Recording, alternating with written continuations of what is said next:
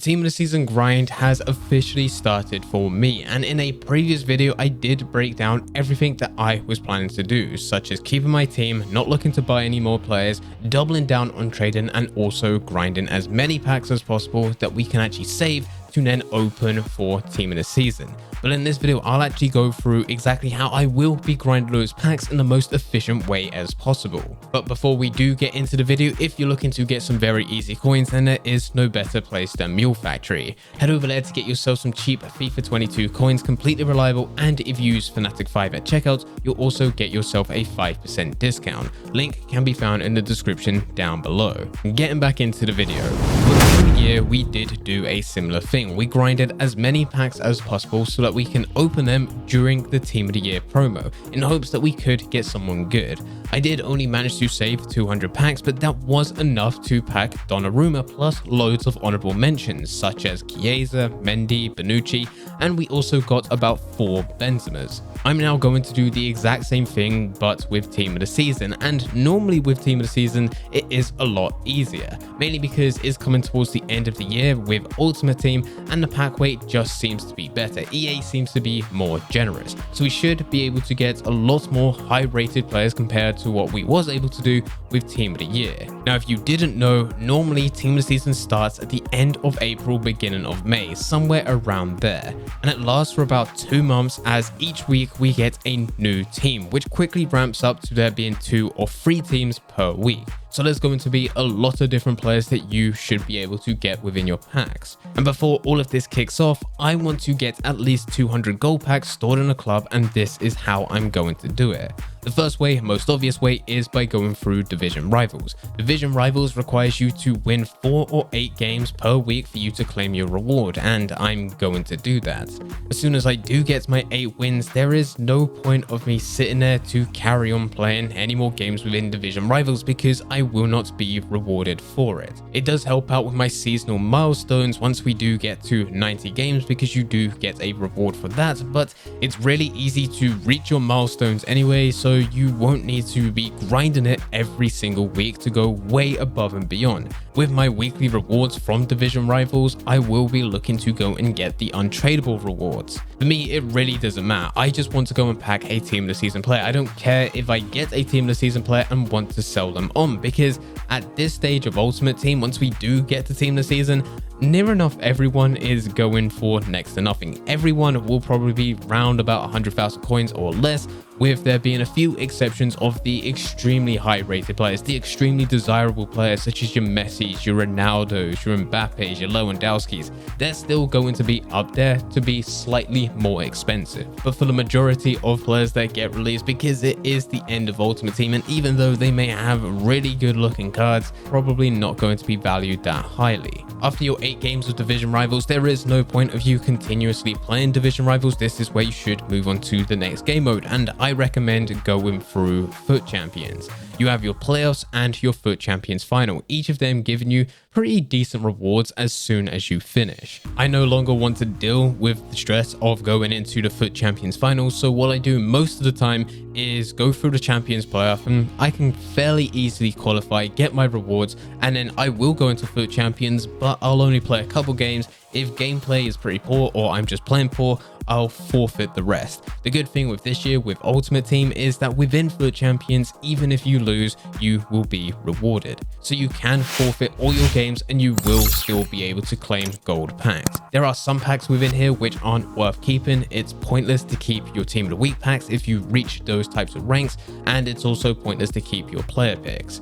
You might as well open them now, because by saving them, it won't automatically upgrade them to team of the season players. It will still be linked to team of the week players. The good thing with team of the season, as it is the end of the year, normally after this event has taken place, just to really take us from the end of FIFA 22 up to FIFA 23, EA does do FUT Champion rewards, which does link to previous promos such as team of the season, which you can get them within packs instead of the current team of the weeks, because the current team of the weeks, when football isn't really being played, is pretty god awful. But that isn't until after team of the season, and even if you do keep your player picks now, it still doesn't upgrade them once we do get to that point. You just need to play in FUT Champions after team of the season has ended. If you've managed to play your games within division rivals and you've also gone through FUT champions, then I do recommend just using the rest of your time to go through squad battles. This is just extra packs on top of what you've already been able to get through division rivals and FUT champions. Typically, those game modes will give you better rewards because it is more competitive. You are playing against other players, but with squad battles,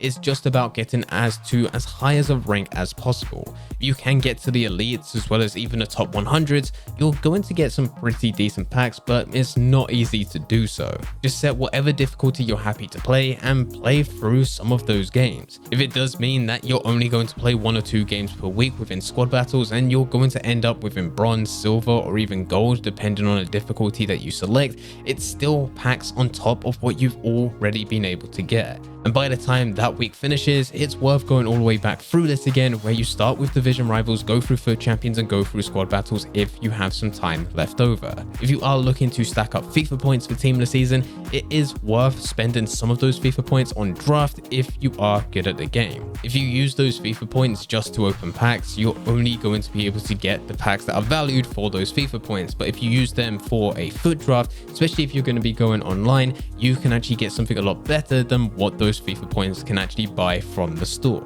But it does mean that you do need to do well within the FUT draft. You can use the single player FUT draft, which does give you something slightly better, but I always find it being a lot more tedious and extremely boring as games are longer and the AI is just annoying to play against. This is what I'm doing when actually playing FIFA, as in playing within matches. These are the game modes that I will be going through, but on top of all of this, and the majority of my packs that will be coming from, is going to be SBCs and objectives. With my division rival rewards FUT champion squad battles draft, unfortunately, even though they are giving me packs, I am saving those packs for team of the season, and I'm not going to be able to get fodder from them to go and use within SBCs. At the moment, I do still have players within the club that I managed to pack during that Team of the Year promo when I did open all my packs, as well as slightly after Team of the Year where there wasn't anything going on, but I was just opening everything that I managed to go and get from these different game modes. So I do still have some players left over, but as we do get closer to Team of the Season,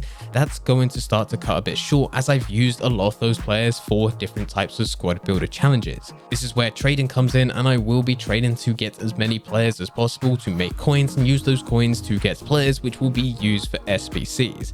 Now, as things currently stand, I am focusing on different types of challenges, the main one being icon swaps. This is because I don't need to go and use any types of players that I have within my club, and the objectives right now are extremely easy to do. With the icon swaps, I've got a few different options of what I can go for.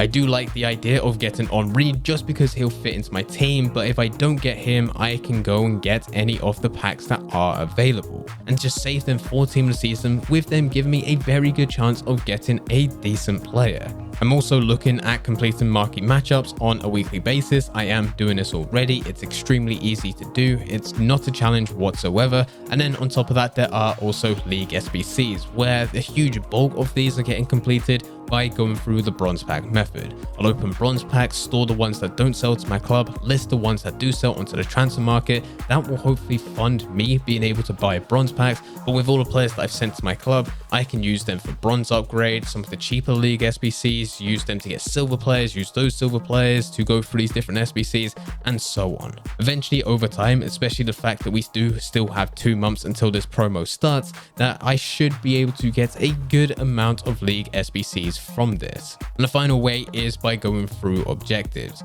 As previously mentioned, for the SBCs, I am trying to go through icon swaps, so the objectives that I complete of icon swaps do also give you packs. Now, the packs that you get aren't insane, but it is another thing on top.